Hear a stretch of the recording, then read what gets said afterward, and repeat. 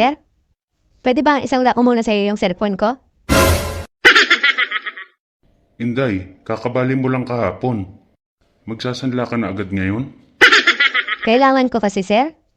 Ipapadala ko lang sa probinsya. Ganun ba? Magkano mo naman isasanla? Kahit 10,000 lang, sir. Ang mahal naman. Tsaka hindi ko kailangan ng cellphone. May cellphone na ako eh. Sir, pag hindi niyo sasanlaan, kay ma'am ko na lang isasanla. Ikaw bahala. May pera naman siguro si ma'am mo. Dun mo na lang isanla. Kaso, sir, andun yung video natin sa motel.